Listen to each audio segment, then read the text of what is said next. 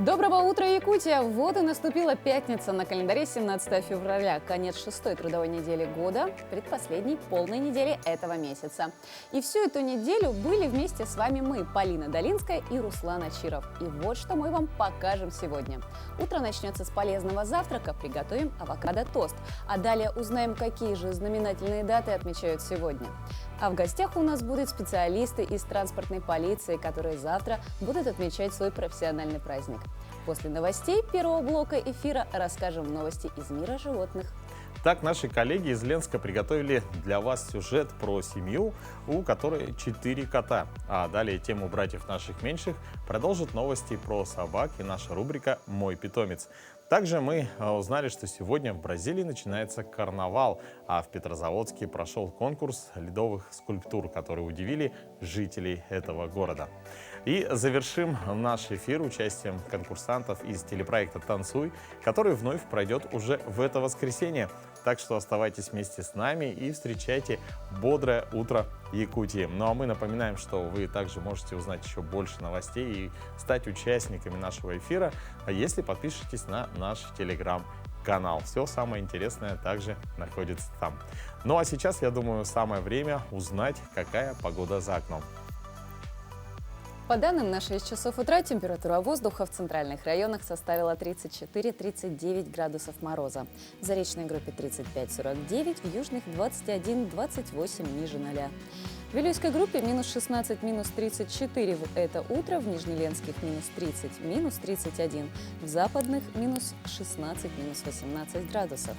В Колымо-Индигирской группе Улусов 36-50 градусов мороза, в Янских 38-47, на северо-западе 30-33 ниже 0. В городе Якутске температура воздуха на 6 часов утра составила минус 35 градусов, атмосферное давление 756 миллиметров ртутного столба. Северо-западный ветер дует со скоростью 1 метр в секунду. В течение дня синоптики обещают небольшой снегопад, ветер северный подует с порывами от 2 до 5 метров в секунду, и днем столбик термометра зафиксирует особо приятную для наших горожан температуру минус 25, минус 27 градусов. Ура! Наконец-то!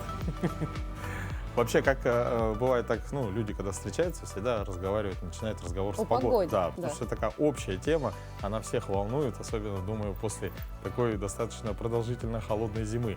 И несмотря на то, что зима еще продолжается, но для нас это практически уже, наверное, как весна, да? Я так понимаю, жителям средней полосы России вообще никогда не понять, что значит идет снег, и у нас очень тепло. Потому что для них это два таких несопоставимых понятия. Ну, а сейчас мы узнали, да, какая погода за окном. Я думаю, что многие из вас сейчас завтракают. Я, кстати, сегодня что-то не успел позавтракать. Это очень плохо. Сколько раз к нам приходили диетологи и говорили, что завтрак – это самая главная и важная трапеза этим утром. И завтрак должен быть полезный и сбалансированный. Поэтому сейчас мы вам расскажем, как вкусно приготовить тосты из авокадо. Доброе утро, дорогие друзья! Меня зовут Исмаил, я являюсь шеф-поваром гастробара «Бездельники». Сегодня с вами будем готовить вкусный полезный завтрак авокадо-тост. Для этого нам потребуется любая красная рыбка. В моем случае это сегодня семга, также авокадо, яйца и, конечно же, хлеб. Хлеб я взял булочку брioche. Брioche это сделано без дрожжей, на закваске, полезно, вкусно. Так, для начала мы возьмем нашу булочку, разделим пополам. Далее нашу булочку я разрезал пополам и обжарю с двух сторон до золотистой корочки, чтобы было вкусно, хрустяще. Далее у нас идет авокадо. Авокадо я взял немножко недозрелый, потому что если у вас будет чересчур авокадо зрелый, то он будет разваливаться при нарезке. Вот так аккуратно, тонкими слоями очищаем авокадо. Можете как картошечку, как будто режете, очищаете.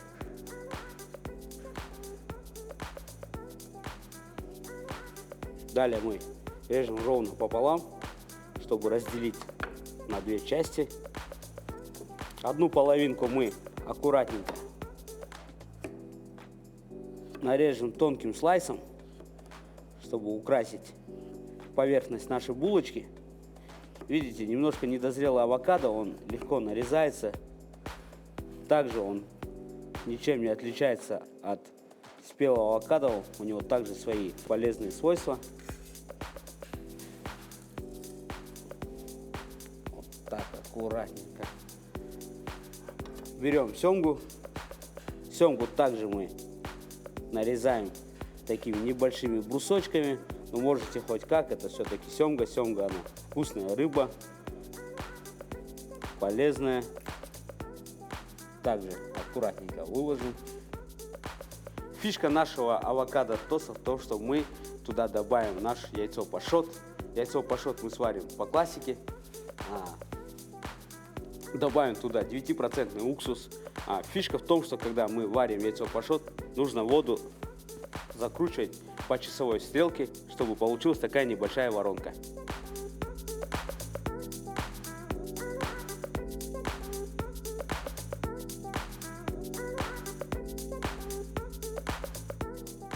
Итак, наше яйцо пашот готово. Главная фишка нашего пашота – это всегда под рукой иметь уксус. Но если у вас, дорогие друзья, нет уксуса, вы можете использовать свежий лимон. Также прямо активно выжимать его вместо уксуса, и яйцо у вас точно так же скрутится в мешочек.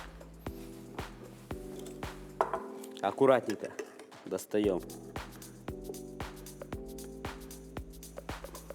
уже наш. И финальная часть нашего завтрака готова. Немножко осталось разрезать яйцо пашот, чтобы вкусно растеклось по всему тосту наше яичко. Вот так аккуратненько мы разрежем. Наш завтрак готов. Осталась финальная часть украсить зеленью. Итак, дорогие друзья, наш завтрак готов. Приятного аппетита, друзья. Доброе утро, Якутия!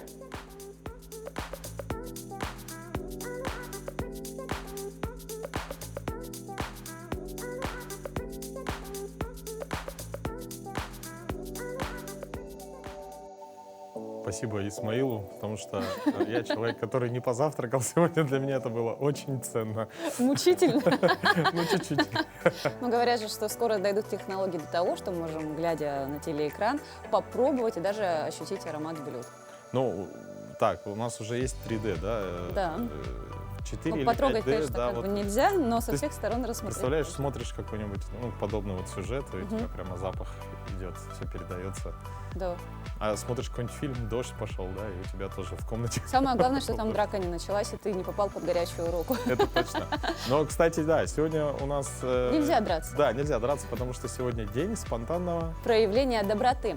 Этот день, он нацелен на то, чтобы люди не забывали о том, что добро творить нужно ежедневно и от чистого сердца. И тогда этот акт называется милосердие, потому что сердце милое. Так что, друзья, если этим утром вы проснулись, может быть, в дурном настроении или, может быть, наоборот, на подъеме и воодушевлении, то постарайтесь сделать что-нибудь доброе. Это может быть абсолютно какая-нибудь незначительная вещь. Вы можете купить коллеге кофе или же отправить какой-нибудь поступление денежных средств на какой-нибудь благотворительный счет, либо просто помочь перевести бабушку через дорогу. В общем, чтобы это не было, творите добрые дела. А что еще отмечают 17 февраля, мы узнаем далее.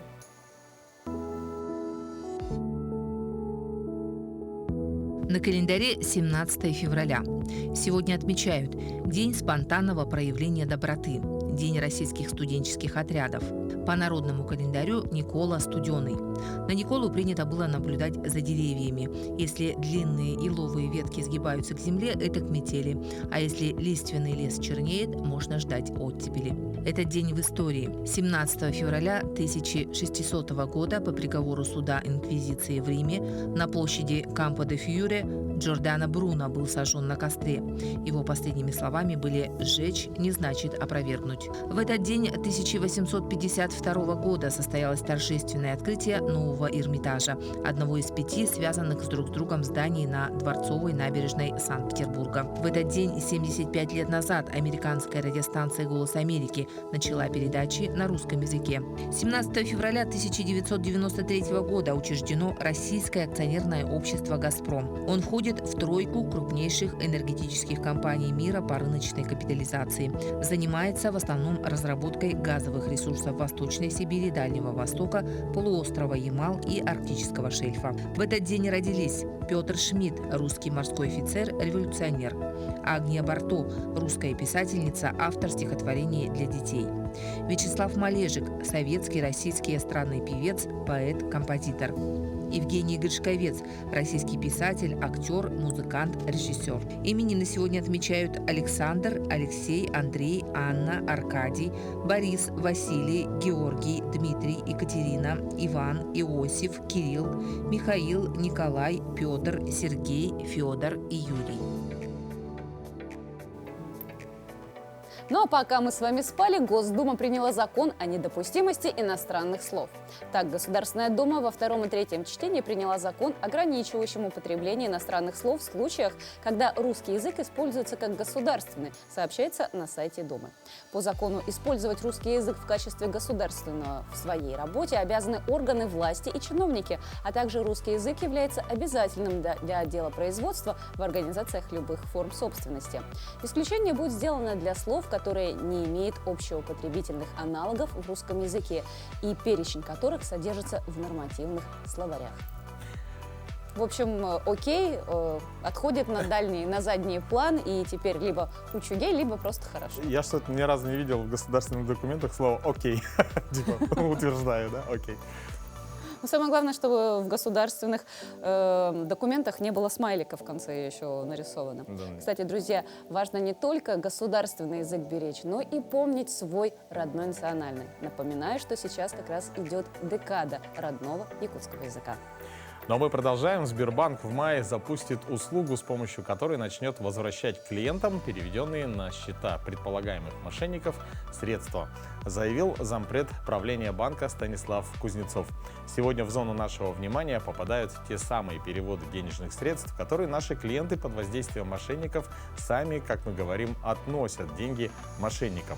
Сегодня мы в активной фазе поиска инструментов, чтобы даже эту категорию клиентов уметь защищать, сказал он. Выступая на Уральском форуме «Кибербезопасность в финансах». Ну, то есть уже какие-то подвижки в этой сфере есть, да? Но тоже сколько раз мы твердили миру: не разговаривайте с незнакомцами, не будьте слишком доверчивы. Но то, что нас пытаются защитить именно на федеральном уровне, это уже о многом говорит.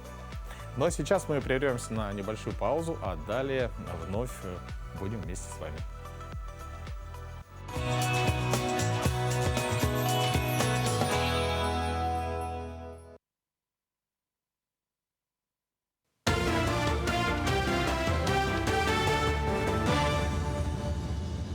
Доброе утро. В студии Кристина Якупова. В Якутии по программе соцгазификации к газу подключены порядка 2900 домовладений. Айсан Николаев провел совещание по рассмотрению предварительных итогов финансово-хозяйственной деятельности компании «Саха-Транснефтегаз». Глава республики отметил, что прошедший год был успешным для компании как по показателям строительства магистрального газопровода Кысыл-Сыр-Мастах, так и по социальной газификации. В числе достижений глава также отметил завершение комплексной модернизации якутского газоперерабатывающего завода. На этот год Айсан Николаев поставил перед компанией задачу выполнить все планы по программе социальной газификации и приступить к строительству газопроводов в Южной и Западной Якутии в рамках соглашения с «Газпромом». Работы по ремонту проспекта Ленина еще не завершены, но обнаружены дефекты на новой дороге. Об этом сообщил заместитель главы Якутска Антон Алексеенко во время выездного совещания. По словам Алексеенко, подрядная организация должна в полном объеме устранить выявленные дефекты в рамках гарантийных обязательств. Все дополнительные работы будут проводиться в 2 независимых лабораториях. В каком виде будет происходить устранение дефектов, нам предстоит уточнить в рамках дополнительных лабораторных исследований. То есть мы все понимаем, что объем довольно большой, это порядка 28 тысяч квадратных метров. Есть уже сейчас понимание, какие участки мы 100% будем демонтировать в полном объеме. Надо понимать, что это участки не мелкие захватки там, по 2-3 метра. Да? Мы говорим о полностью захватки, которая была сделана в течение одной поставки асфальта. Это 100, 150, 200 метров. Да? То есть проспект в любом случае у нас не превратится в шахматное полотно. В Республиканской коррекционной школе-интернат прошла ежегодная олимпиада для обучающихся с нарушениями интеллекта. В мероприятии приняли участие ученики со 2 по 11 классы по 3 предметам – математике, русскому языку и социально-бытовой ориентировке. Также в рамках мероприятия прошла научно-практическая конференция «Наставничество. Лестница к успеху», приуроченная к Году педагога и наставника в России. По итогам НПК будет проведена резолюция. Отметим, что такое мероприятие проводится в течение 5 лет, но в этом году событие имеет межрегиональный статус. Так, участие приняли более 20 районов республики и 4 региона страны. При поддержке нашего Министерства образования и науки Республики Саха-Якутия проводится это мероприятие. И научно-практическая конференция тоже каждый год мы поднимаем разные темы. В этом году с учетом того, что во-первых, год наставника. Во-вторых, действительно, в нашей области коррекционной педагогики наставник играет более важную роль, нежели в каких-то других отраслях. Лекции об истории кузнечного отдела, о забытых обрядах наших предков проводят в музее и Центре Хамузы народов мира. Для студентов Якутского художественного училища провели лекцию на тему историко-географического исследования, которое проводится каждый год, начиная с 2018-го. Ученые за это время побывали в 10 экспедициях в разных районах. В экспедициях исследователи собирают материалы по технологии изготовления хамуса разными мастерами. По возвращению все данные описываются и передаются в научный фонд музея. Таким образом, собирается архив на каждого мастера. Всего за это время сотрудниками сделано 33 видеозаписи. Из экспедиционных материалов видно, что мастера, у каждого мастера свой метод, свой способ, своя технология, но в основном они придерживаются традиционной технологии изготовления хамуса. Этим летом собираемся в Сунтарский улус на крупномасштабную экспедицию и побываем в нескольких населенных пунктах, начиная с Бардона до Кюлет, Сунтар, Тайбахой.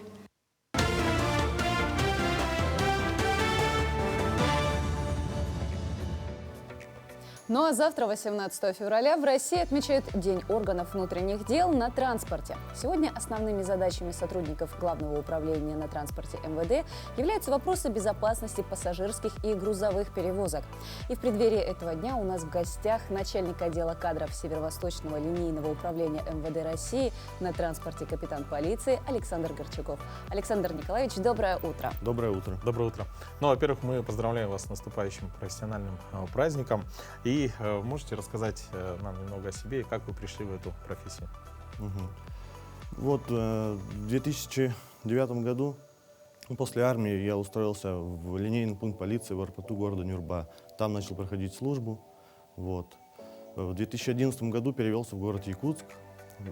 Здесь работал на различных должностях. И в 2015 году поступил на должность инспектора реализационно-разрешительной работы. В 2020 году был начальником дежурной части Северо-Восточного линейного управления. И в 2022 году назначен на должность начальника отдела кадров. А вы всегда хотели стать полицейским, защищать граждан? В принципе, да. Желание было у меня. И в семье имеются сотрудники полиции, я и продолжил эту нашу династию. Да. А чем помимо безопасности и охраны пассажирских, грузовых перевозок еще занимается транспортная полиция? Транспортная полиция занимается охраной общественного порядка, обеспечением общественной безопасности граждан на железнодорожном, воздушном и водном транспорте. Осуществляет рейдовые мероприятия всяческие по рекам Якутии. Потом у нас группа ПДН находится, которая осуществляют в школах мероприятия, то есть в различных учебных заведениях. Также принимают участие в Восточном экономическом форуме наши сотрудники, в спортивных массовых мероприятиях. Где охрана общественного порядка, там мы находимся. То есть ваша служба, она связана именно в той сфере деятельности, которая связана как раз-таки с перевозками граждан. Но что оно под собой подразумевает? Именно утихомиривание каких-то буйных пассажиров или что-то еще?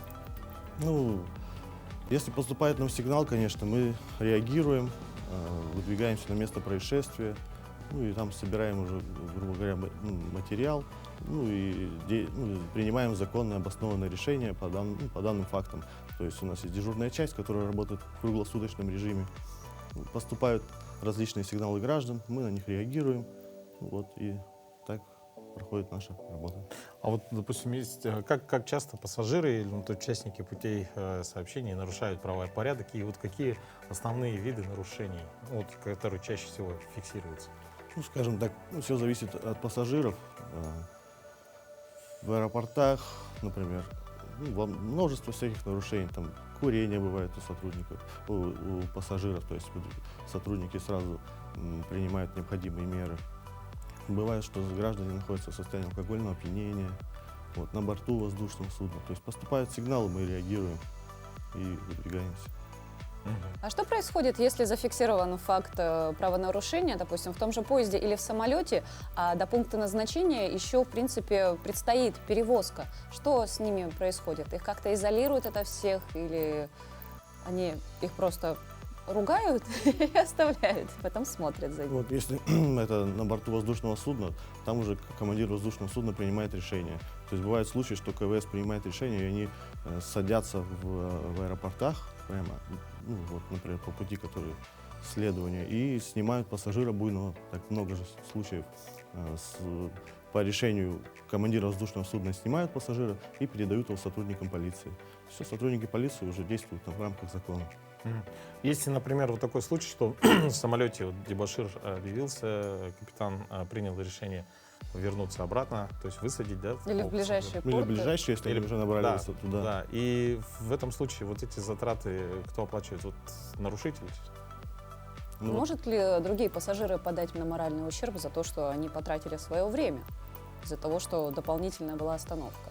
Ну, пассажиры, конечно, это уже будут гражданско-правовые отношения, там, я думаю, компетентные органы разбираются в этом. То есть в каждом отдельном случае Да. идет судебное расследование. А что дальше с нарушителем происходит, если он, допустим, летел в Москву, а его посадили где-нибудь там в городе Пермь, и вот что с ним дальше? В зависимости от его за счет состояния. государства отправляют обратно по месту прописки или же... Ну нет, он будет сам, конечно, приобретать билеты уже. То есть командир принял решение, составил акт о снятии пассажира. Все, пассажир остальное уже, все на нем. Сам виноват. А самый распространенный вот штраф или размер вот, за подобное правонарушение? Мне кажется, курение в общественном месте. Ну да, очень много Угадала? курят в общественных местах, конечно, да. То есть это самое распространенное. Ну, пассажиры с Москвы, например, представьте, 6 часов летят, то есть они выбегают сразу из аэропорта и прикуривают сигареты. Ну, такие случаи есть. Скажите, а каков вообще вот спрос на профессию на вашу, да? И вообще есть ли на данное время вакантные места и каким должен быть претендент Какие на работу в качества, транспорте? Да, каким должен Ну, быть? начнем с качества. С качества должно быть, то есть у него должна быть прописка Российской Федерации, вот, отсутствие судимости, потом состояние здоровья, чтобы он прошел военно-врачебную комиссию. Вот. Ну и, в принципе, все на этом. Сейчас у нас, в принципе, многие профессии не имеют пола, а что касается именно вашей, женщин берут на такие должности? Ну да, конечно, у нас очень много работает сотрудников женского пола, и достаточно хорошо справляются со своей работой. У вас есть замечательная возможность с наступающим праздником поздравить ваших коллег. Можно вот на первой камере. От себя лично и от руководства Северо-Восточного линейного управления, руководства управления на транспорте по Дальневосточному федеральному округу хочу поздравить ветеранов и сотрудников, действующих с Днем транспортной полиции. Хочу пожелать крепкого здоровья, счастья, семейного благополучия и дальнейших успехов в службе на благо Отечества. Александр Николаевич, спасибо вам. В свою очередь, мы также от нашего коллектива поздравляем вас с наступающим профессиональным праздником и желаем успехов в работе. Спасибо большое.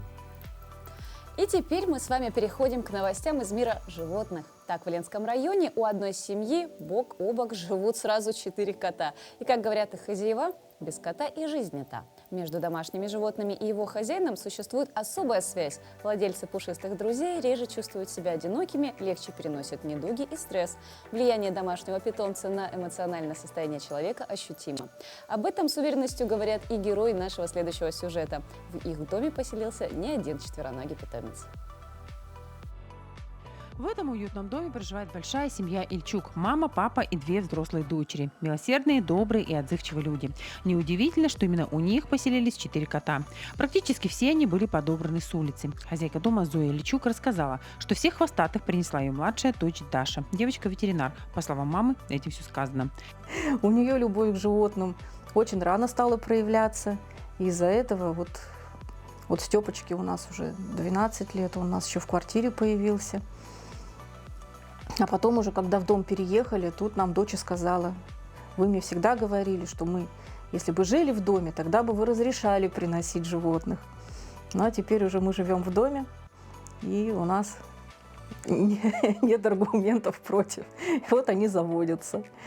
Из приюта, с улицы. Подбираем.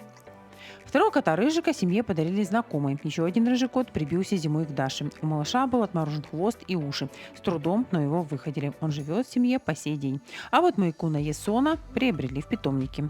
Я очень давно мечтала о Мейн-куне. Это была моя большая мечта детства. Отец у меня очень любит больших животных. В Орле мы к тому же побывали в контактном зоопарке. Там было 2 потрясающих Мейн-кунов, и мы прям загорелись этой мыслью. И поэтому 3,5 года назад мне родители сделали подарок на день рождения в виде этого котика. Коты наполняют жизнь обитателей всего этого дружного дома смыслом. Они очень общительны, дружелюбны и ласковы. 2 любопытных рыжих во время съемки все время старались попасть в объектив камеры. А вот на вид смелый Мейкун, наоборот, прятался и убегал. Но сделать несколько кадров с ним нам очень было нужно. Приманить получилось только хозяйке любимым лакомством. Оно взяло верх над страхом. Какой делает? Вот он какой. Мамина красавица. Ой, какой. Все заработал на камеру. Яся. Ты же себе десна поранишь. Конечно, кот Ясик нам очень понравился. Он величественный и серьезный. Но это только на вид. На самом деле ласковый и добрый. Он любимец Анны. Ну, а Яся, это, конечно, моя сыночка-корзиночка, это моя звездочка. Он, когда я уезжала в Орел на защиту или куда, не помню, родители приехали позже. Я разговаривала с ним по телефону, он услышал мой голос из телефона, начал тереться об телефон. Сразу навострил уши, начал сначала смотреть на телефон, потом тереться об него. Он со мной спит, он долбится утром ко мне в комнату, а лапы у него мощные, тяжелые, и этим долбежом он может перебудить весь дом. Домашние питомцы делают жизнь их хозяев более интересной, не дают скучать, поднимают настроение своей беззаботностью. Четвероногие делают нас и здоровее. Домашние животные в семье – это однозначно история про безвозмездную любовь и заботу. Светлана Балеева, Виталий Андреев, Ленск. От кошечек переходим к собачкам. Дефиле с участием собак прошло в рамках недели моды в Нью-Йорке. На ней дизайнеры представляют весенне-летние коллекции 2023 года. На этом модном показе все внимание зрителей украли собаки. Именитые дизайнеры, такие как Николь Миллер, Виктор де Соуза и другие, создали коллекцию нарядов для женщин и их четвероногих питомцев. Как оказалось, собаки тоже могут выглядеть изящно и элегантно. На модный показ пришли дизайнеры, сотрудники благотворительных фондов и волонтеры. Мероприятие призвано собрать средства для организаций, которые занимаются спасением и защитой животных. Мероприятие обычно длится 7-9 дней. Оно входит в 4 самых престижных модных показов в мире. 3 других проходят еще в Париже, Лондоне и Милане. Мы разработали пищевые добавки, а также создали линейку одежды для животных, включая лошадей. Добавки помогают очистить организм от токсинов, а одежда защищает тело. Так что будущее поколение животных будут здоровее. И я хочу, чтобы они еще и модно выглядели. Говорят же, что со временем домашние животные, они перенимают повадки своего хозяина. Я так понимаю, что это были собаки, которые живут в семье моделей, а вот следующая собака, она жила, видимо, где-то в транспортной полиции и у правоохранительных органов. Потому что в одном из городов Грузии появилась собака-регулировщик. Однажды Бека Цинадзе из грузинского города Батуми увидела у дорожного перехода группу малышей из детского сада. Дети и взрослые ждали, пока автомобили остановятся, но они проносились мимо. Неожиданно появилась собака. Она стала яростно облаивать машины, и когда она залаяла, машины тут же остановились, уступая дорогу пешеходам. Дети в сопровождении собаки спокойно перешли на другую сторону. Как оказалось, такое произошло не в первый раз. Бека поделилась видео в интернете. Местные жители рассказали, что бездомную собаку зовут Купата. Она появилась в этом районе несколько лет назад. Ее кормят. Вероятно, она нашла необычный способ отблагодарить людей за свою доброту и заботу. И ты, как автовладелец, заметил, что иногда собаки на пешеходных переходах ведут себя гораздо воспитанней, чем взрослые люди? Некоторые ждут загорания зеленого цвета. Да. Но здесь еще немножко возмущает то, что люди стоят, хотят перейти пешеходный переход, и для этого, а водители проносятся мимо. Вот все-таки у нас немножко получше с этим. Да, у нас тут люди, они более уважают друг друга, и пешеходов, и автовладельцев. Но продолжая тему наших братьев меньших, мы сегодня в нашей рубрике «Мой питомец» расскажем о породе собак доберман. Доброе утро, дорогие зрители! Сегодня со мной находится доберман по кличке Мика. Это щенок, ей почти 5 месяцев. И вот хочу вам рассказать про данную породу. Многие люди желают приобрести добермана, очаровываясь внешним видом собачки, ее элегантностью, ее статичностью, то есть очень красивая внешность у собаки, но не понимает, что это собака спортивная, очень активная, энергичная, на месте не сидит, требует постоянного движения.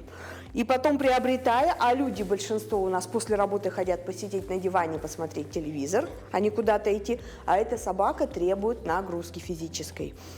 Очень обучаемая, быстро схватывающая все команды, энергичная, но пока это молодая собачка, у нее с выдержкой проблемы.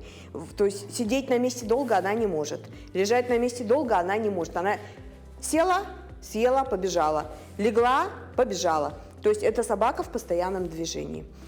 И желательно, конечно, заводить такую породу людям спортивным, активным, потому что большинство из нас передвигается на машинах по городу.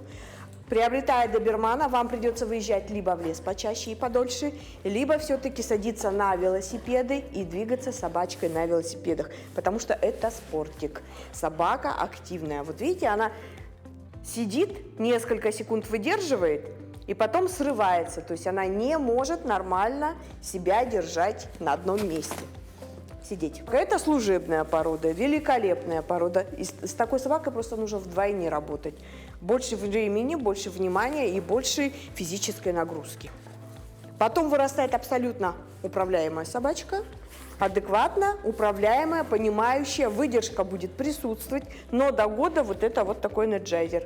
Мика у нас только-только проходит обучение по щенячьей школе. Мика знает навыки сидеть, лежать, стоять, команду ко мне, но все у нее очень быстро, очень шустро она делает. Вот я вам показываю, как мы привлекаем внимание собаки. Мы должны собаку на себе концентрировать. А концентрируется, придерживаю левой рукой за поводок возле ошейника, а в правой у меня лакомство. И при попытке прыгнуть я ее одергиваю вниз слегка, а лакомством привлекаю внимание. Долго первоначально собака сидеть не может, доберман. Поэтому до 3 досчитали, дали кусочек, супер. Опять привлекли внимание. Если эта команда сидеть, то вы говорите сидеть. До 3 досчитали, супер, молодец, молодец, да. Вот, это собака, интересующимся всем вокруг. Любой шорох, любой звук ее начинает привлекать внимание. Иди сюда. Да. При этом она очень активная, очень живая, очень подвижная. Куда моя рука с едой пошла, туда прокрутилась и собачка. Очень быстро все делает по сравнению с другими породами. Сидеть. Молодец. Мика? Да. Ай, умница. А на сегодня у нас все. До встречи в следующем эфире. Национальном художественном музее Якутии открылась новая экспозиция, которая непременно понравится любителям искусства. Что же это за экспозиция и что нам представлено, расскажем в нашей рубрике «Музейный гид». Экспозиция «Якутская графика. Новый взгляд» тематически поделена на 3 пространства – Алас, Алгыз и Арктика. В зеленом зале, названном метафорически Алас, показаны произведения, обращенные к миру человека, живому, яркому, солнечному. Произведения несут в себе позитивный заряд энергии. В красном зале Алгыз показаны произведения, обращенные к мифу, фольклору и ритуалу в традиционной культуре народа Саха. Произведения же наполнены торжественным звучанием. Синий зал Арктика показан как сплав представлений художников о бескрайнем севере.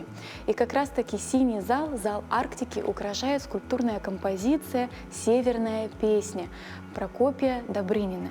Сам Прокопий Иванович Добрынин – это, конечно, большой мастер, оставивший яркий и неизгладимый след в якутском и российском изобразительном искусстве. Он был одним из 2 авторов, выполнивших фонтаны на ВДНХ в Москве «Золотой колос» и «Каменный цветок», которые известны во всем мире и входят в реестр культурного наследия. Профессиональное образование он получил в Институте живописи, скульптуры и архитектуры Ленинградской академии художеств.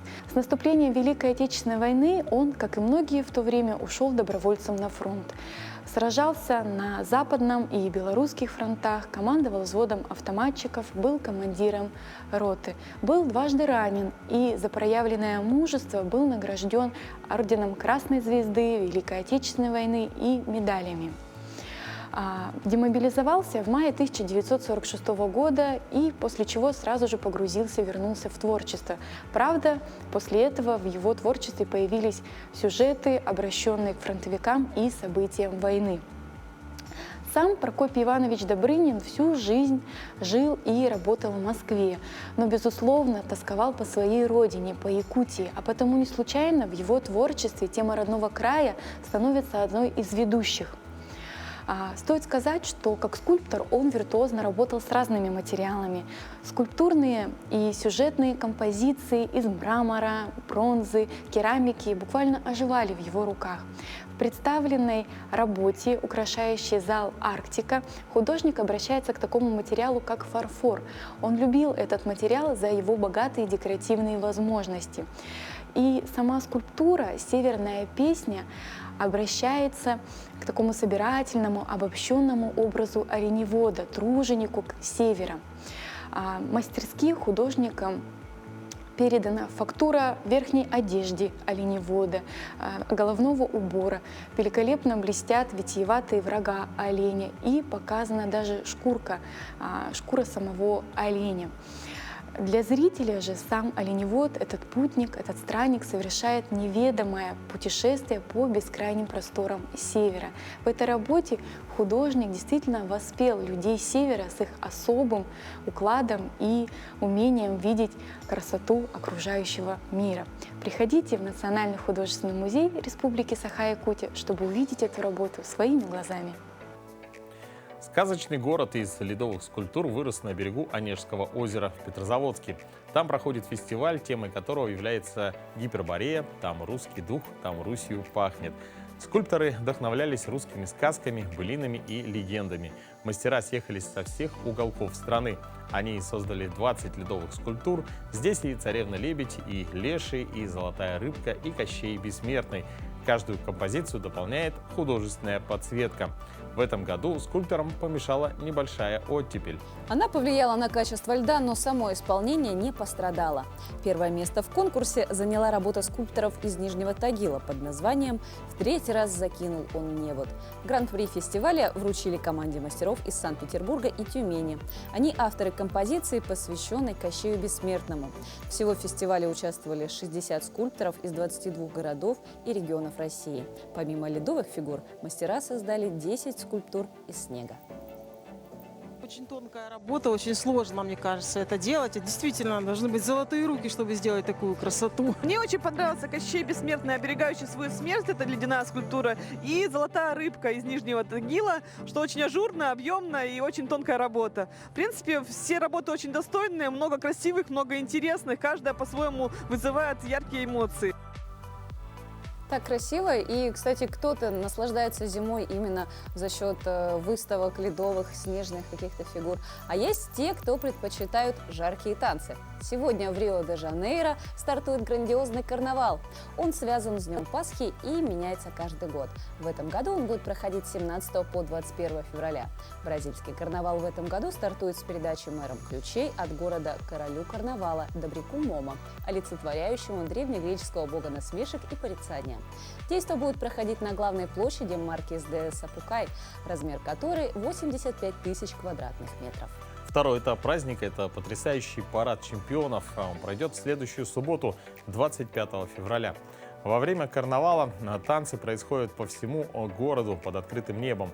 Акцент делается на радости и спонтанности, и самое большое действие устраивают на площади Синеландия. Помимо организованных уличных танцев, люди также самостоятельно собираются возле баров, чтобы весело провести время на улице. Очень красивое шествие.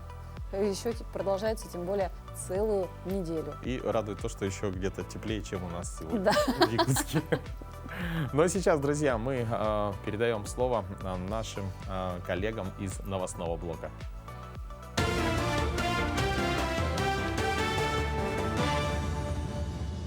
Управление занятости городских округов провело ежегодный информационный семинар для работодателей партнерства на рынке труда, посвященный Году труда в республике. Приняли участие более 100 работодателей столицы. В ходе встречи участники обсудили федеральные меры государственной поддержки в этом году. Были подняты темы по квотированию рабочих мест. Кроме этого, на мероприятии были озвучены государственные программы, в которых работодатели могут принять участие для получения субсидий на трудоустройство ищущих работу и безработных граждан по программам снижения напряженности на рынке труда. Многие работодатели заинтересовались формами поддержки в виде субсидий при трудоустройстве на вакантные места. Целью нашего семинара является информирование работодателей о федеральных мерах стимулирования работодателей, о предоставлении отчетности на единой цифровой платформе «Работа в России», о мероприятиях активной политики занятости, о реализации проекта «Мое трудовое лето». Также будет рассказано о положительных опытах по квотированию рабочих мест. Это будет у нас опыт Сбербанка. Взгляд в будущее. В Москве состоялась международная конференция «Водородная промышленность на северо-востоке России». Ее организатором стал межрегиональный проектный офис «Научно-образовательный центр Север». Ученые и представители бизнеса обозначили перспективы развития водородных технологий. В будущем это топливо может заменить многие популярные источники энергии. И в отличие, например, от угля, использование водорода более экологически безопасное. Сейчас эксперты предлагают различные проекты на новом топливе. Проводятся тестовые испытания. Решений достаточно много. У нас основная идея была собрать их в едином шоуруме, если можно так выразиться, на единой платформе, на единой площадке, куда индустриальные партнеры могли бы приезжать и смотреть. Такой шоурум сейчас создается на Сахалине. Это не говорит о том, что другие регионы не вовлечены в эту повестку, но наоборот, весь Северо-Восток вовлечен и предлагает те или иные решения. В результате целенаправленной работы между Покровским колледжем и Мирюнской средней общеобразовательной школой номер 1 открылся IT-класс, где ученики будут познавать теорию создания веб-приложений. В дальнейшем в ходе практики сами создадут свои первые сайты. 18 учащихся уже приступили к обучению. Лекции проведут преподаватели Покровского колледжа. В дальнейшем данный класс станет базой для подготовки учащихся к конкурсу WorldSkills. К окончанию школы ученикам выдадут свидетельство о прохождении курсов системного администратора. Сейчас всем известно то, что IT-специальности очень востребованы и будущее за этими специальностями. Поэтому мы с целью воспитания будущих IT-специалистов именно открываем данный класс. И в будущем мы планируем открывать и другие группы, исходя из желания родителей и обучающихся. И надеемся, что это наше дело станет толчком для дальнейшего развития IT-сферы в нашей республике. Третьи карбышевские сборы, посвященные 80-летию битвы на озере Ильмень, стартовали в селе Туара-Кюэль Хаяхсыцкого наследия Чурапчинского улуса. Участники межрегионального детского военно-патриотического движения «Юные карбышевцы» будут обучаться по всеобщей военно-практической программе, учитывая основные аспекты современного опыта выполнения военных задач. Команда инструкторов включает в себя ветеранов боевых действий, участников СВО, офицеров запаса, педагогический персонал, представителей ДОСААФ России, тренеров Центра подготовки БОТУР и Якутского республиканского штаба «Юные карбышевцы». Направления подготовки будут включать основы военной службы, тактическую, огневую, разведывательную, инженерную, военно-медицинскую подготовки. В итоге у нас проводится игра именно потому, что они прошли. И мы смотрим, насколько закреплен усвоен материал, делаем выводы. И мы будем дальше работать в этом направлении. Поэтому здесь вот плюс ко всему интересно, что сборы у нас проводятся, допустим, у нас вот они проводятся в разных районах, в разных наслегах. И вот в этом году у нас это Хаяхсыцкая школа Чурапчинского района. И вот ребята прибыли, они посмотрели, они знакомятся с историей, культурой района какими-то. И это все, то есть в целом познавательно. Поэтому мы компонент истории родного края, компонент краеведения, компонент, условно говоря, даже условий выживания в нашей природе, тоже это все используем, это все пригодится. У меня на этом вся информация. Мы продолжим следить за развитием событий.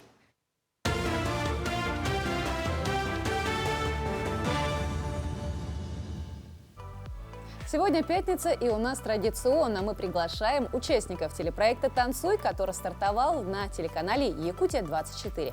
В этот раз у нас в гостях Ирена Ри, которая танцует вместе с парой Артемом Поповым из Саханефтегаза. К сожалению, Артем сегодня не сможет посетить наш эфир по причине занятости, но Ирена уже у нас в студии, и прежде чем начать наше общение, мы хотим напомнить о том, что в это воскресенье танцевальный проект «Танцуй» будет транслироваться не в 18:00, как ранее, а с 19:00 часов и будет идти 2 часа, то есть до 9 вечера на телеканале «Якутия-24».